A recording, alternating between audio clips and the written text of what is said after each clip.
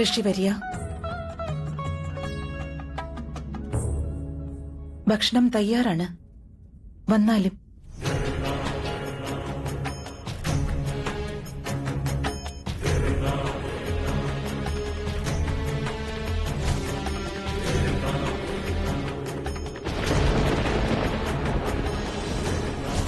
നീ ഇതെന്ത് നിബന്ധനയാണ് വെച്ചത് പാർവതി? മാതാവിനെ പോലെ പൂജിക്കേണ്ട ദേവിയിൽ നിന്ന് നിർവ്വാണ ഭിക്ഷയോ? ഭക്ഷണം തയ്യാറാണ് ഋഷിവര്യ. വന്നാലും.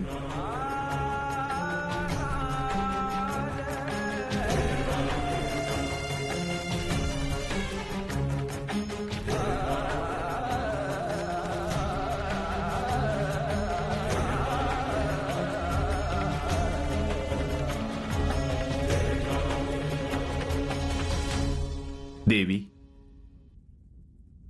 അവിടുന്ന് ഞങ്ങൾക്ക് വാക്ക് നൽകിയതാണ്. ഞങ്ങൾ ഭക്ഷണം കഴിക്കണമെങ്കിൽ ഞങ്ങളുടെ നിബന്ധന പാലിച്ചിരിക്കണം.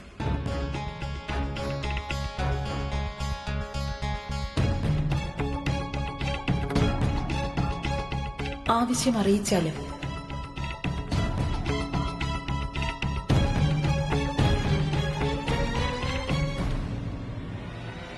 നാം ഭക്ഷണം കഴിക്കണമെങ്കിൽ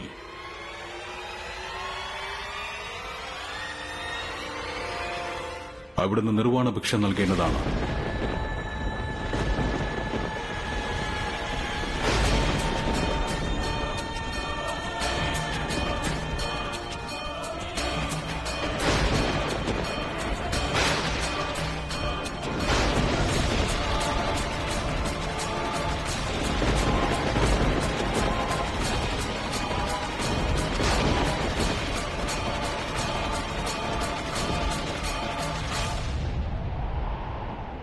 നിർവ്വാണ ഭിക്ഷ. അതിനർത്ഥം ഞാൻ എല്ലാം തന്നെ ത്യജിക്കേണ്ടി വരുമെന്നാണ്. വസ്ത്രം പോലും.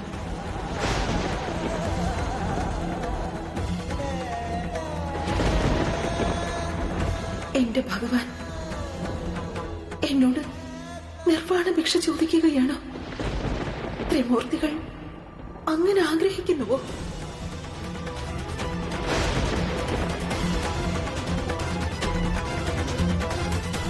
പ്രഭു, അങ്ങയുടെ ലീലകളെ മനസ്സിലാക്കാൻ ഞങ്ങൾ മനുഷ്യർ അത്ര സമർത്ഥരല്ല.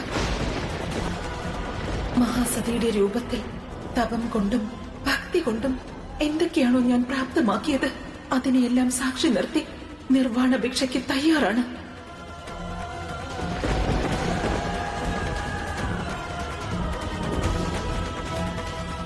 ഞാൻ നിർവ്വാണ ഭിക്ഷയ്ക്ക് തയ്യാറാണ്.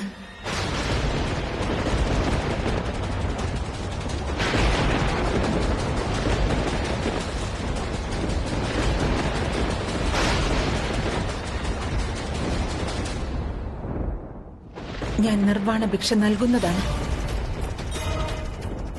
വന്നാലും.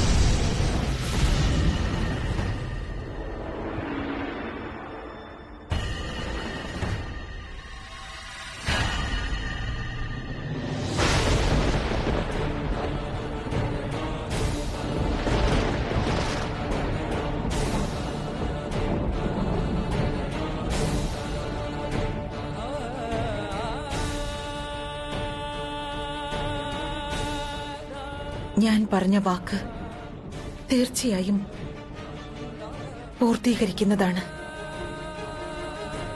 എന്റെ അഭിമാനത്തെ സംരക്ഷിച്ചുകൊണ്ട് തന്നെ.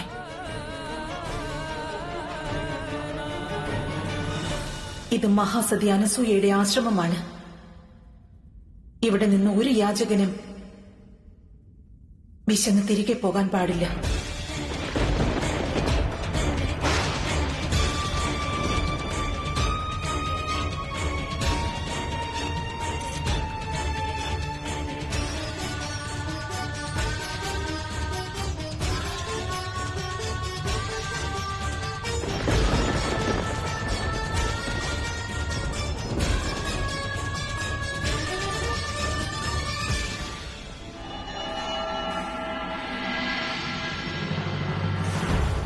ഞാൻ മനസ്സുകൊണ്ടും വാക്കുകൊണ്ടും കർമ്മം കൊണ്ടും പതിവ്രതയാണെങ്കിൽ, എപ്പോഴും പത്നീധർമ്മം പാലിച്ചിട്ടുണ്ടെങ്കിൽ,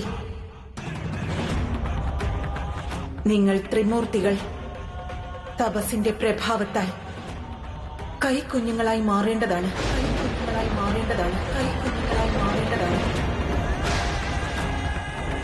ഈ സതി അനസൂയയുടെ അഭിമാനത്തെയും വാക്കിനെയും സംരക്ഷിച്ചാലും.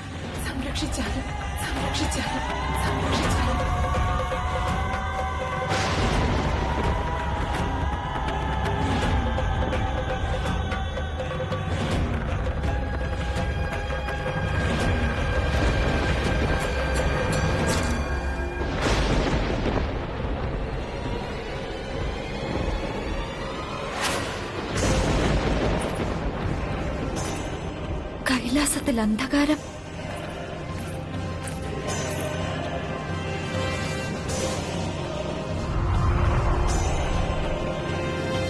എന്താണിത്? ആശ്ചര്യം തന്നെ.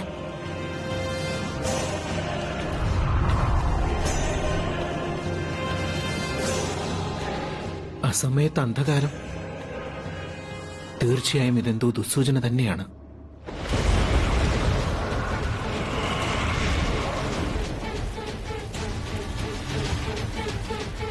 അസുരരാജൻ അന്ധകൻ വിജയിക്കട്ടെ. ത്രിമൂർത്തികൾ ബാലകന്മാരാകുന്നതിന്റെ സൂചനയുമായിട്ടാണ് ഞാൻ എത്തിയത്. വർഷങ്ങളായുള്ള അങ്ങയുടെ കാത്തിരിപ്പ് പൂർണ്ണമായിരിക്കുന്നു. ത്രിമൂർത്തികൾ ബാലകന്മാരായി മാറി.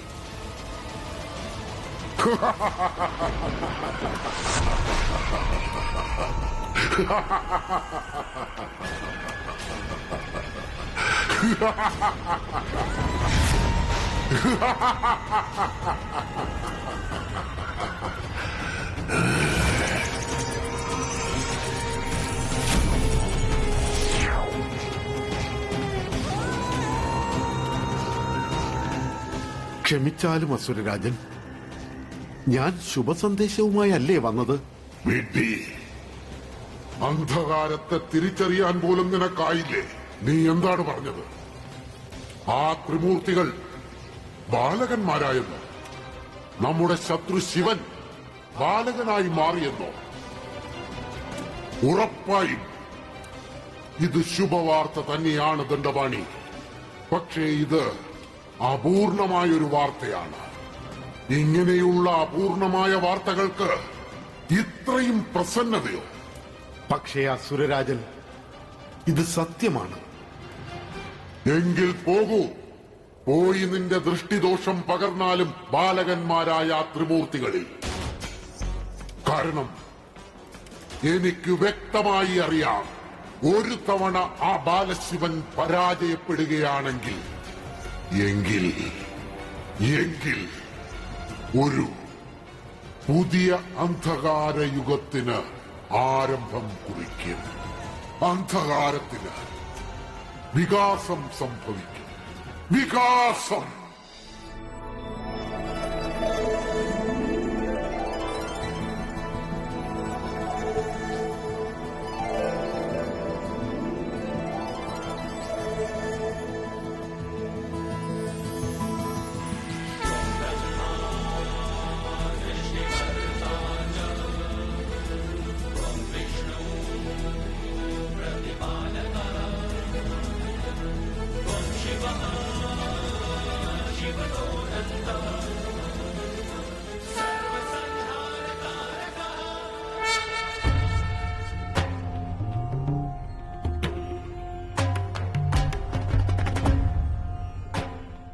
അവസാനം ഈ പരീക്ഷണവും നമ്മുടെ നന്മയ്ക്കായി ആയിരുന്നല്ലേ? എന്റെ പുത്രനായിക്കൊണ്ട് അങ്ങ് എന്റെ അമ്മയാകാൻ കഴിയാത്തവളെന്ന പേര് ഇല്ലാതാക്കി മഹാദേവ.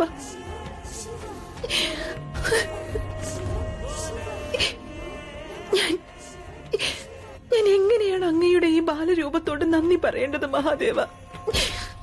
ആരതിയെടുത്തോ, അർച്ചന ചെയ്തോ, അഭിഷേകത്തിലൂടെയോ മന്ത്രോച്ചാരണത്തിലൂടെയോ എന്താ ചെയ്യേണ്ടത്?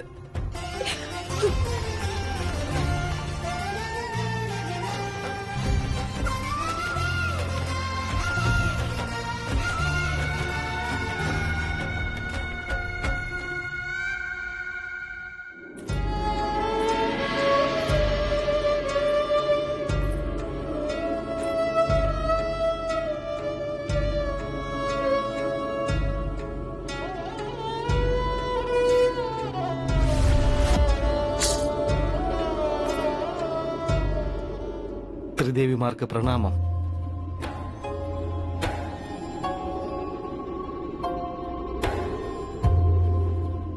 ദേവി, ത്രിമൂർത്തികൾ മാതാവിന്റെ രൂപത്തിൽ മഹാസതി അനസൂയയെ സ്വീകരിച്ചു കഴിഞ്ഞു.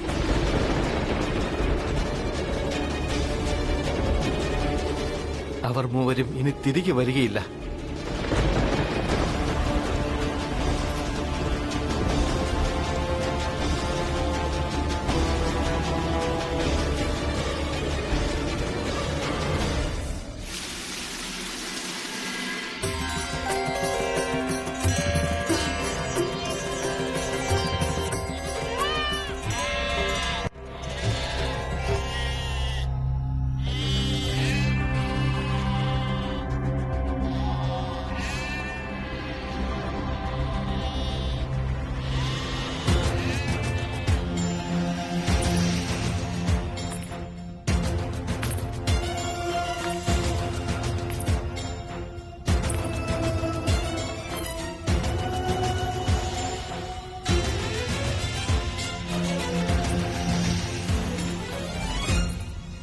പ്രണാമം ഋഷിയാത്രി.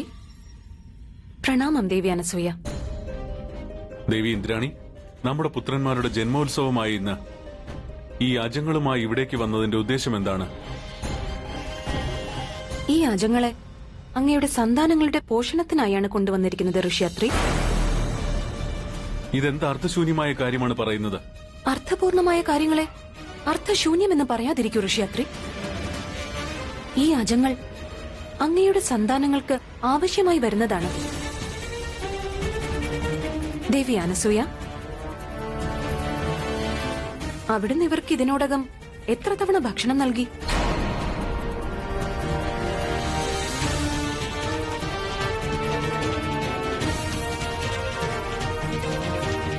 അവിടുന്ന് പറഞ്ഞില്ലല്ലോ. അവിടുന്ന് അത് പറഞ്ഞിരുന്നെങ്കിൽ ഒരുപക്ഷെ അവിടുത്തെ മാതൃത്വത്തിന് ശരിയായ നിർദ്ദേശങ്ങൾ നാം നൽകാമായിരുന്നു. എനിക്ക് തോന്നുന്നത് സന്താനങ്ങളില്ലാത്ത അവസ്ഥ മാറിയതിന്റെ സന്തോഷത്തിൽ ഒരുപക്ഷെ അവിടുന്ന് ഇക്കാര്യം ശ്രദ്ധിച്ചിട്ടേ ഉണ്ടാവില്ലെന്ന്.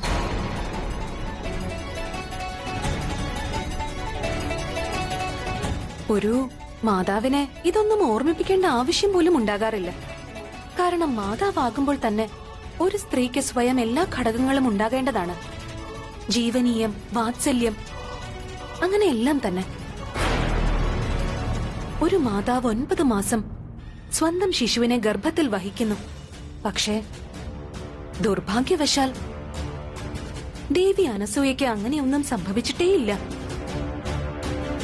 പിന്നെ എങ്ങനെയാണ് അവരിൽ മാതാവിന്റെ ലക്ഷണങ്ങൾ ഉണ്ടാകുന്നത്?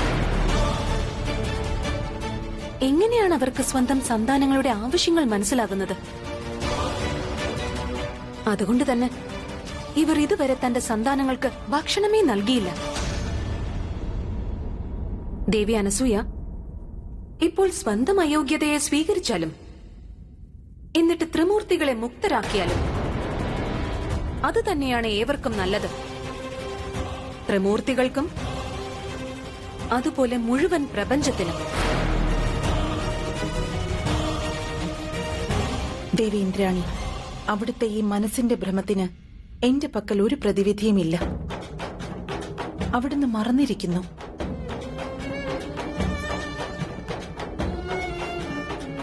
ഏത് നിമിഷത്തിൽ ഇവർ എന്റെ പുത്രന്മാരുടെ രൂപത്തിൽ വന്നു, ആ നിമിഷം മാതൃത്വത്തിന്റെ പൂർണ്ണത എനിക്ക് കൈവന്നിരിക്കുന്നു.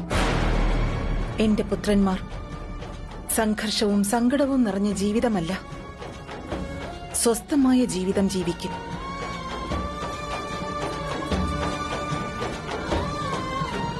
ഞാൻ കൈകൂപ്പി അവിടുത്തോട് അപേക്ഷിക്കുകയാണ്. അവിടുന്ന് ഈ അജങ്ങളെയും കൂട്ടി ഇന്ദ്രലോകത്തേക്ക് തിരിച്ചു പോയാലും ഈ പാവനവും പവിത്രവുമായ സമയത്ത് അവിടുത്തെ ദുഷ്പ്രഭാവമുണ്ടാക്കുന്ന ശബ്ദം എന്റെ പുത്രന്മാരുടെ ചെവികളിൽ എത്താൻ പാടില്ല.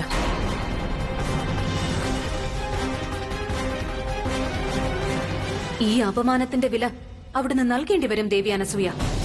ഇനി ഈ ഇന്ദ്രാണി അനസൂയയിൽ നിന്നും ത്രിമൂർത്തികളെ വേർപെടുത്തുന്നതിന് കഴിയുന്നത്ര ശ്രമിക്കുന്നതാണ്.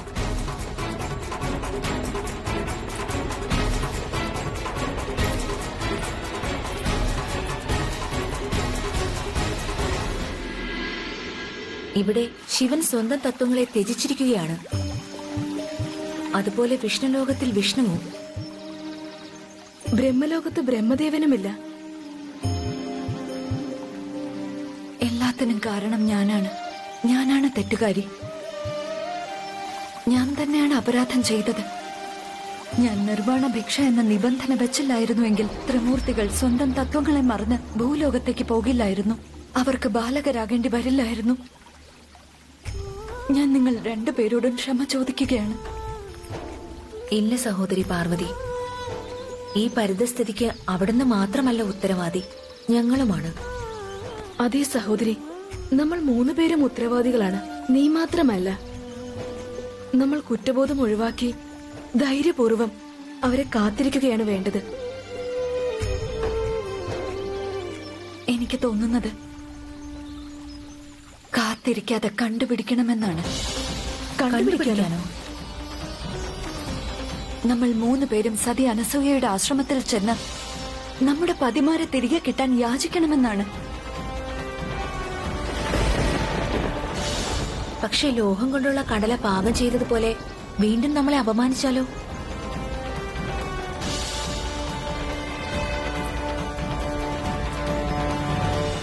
നമ്മൾ ത്രിദേവിമാരാണ്, നമുക്കും ശക്തികളുണ്ട്.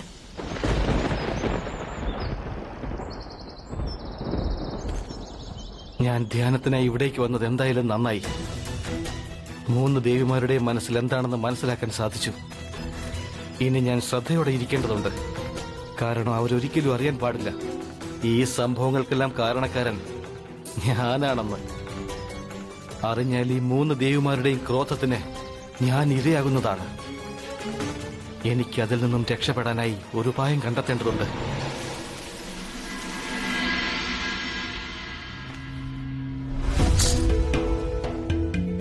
അല്ലയോ ജന്മദാതാവേ, അല്ലയോ സംരക്ഷക, അല്ലയോ സംഹാരമൂർത്തി, നിങ്ങൾ 3 ദേവന്മാർക്കും ഈ നാരദന്റെ പ്രണാമം.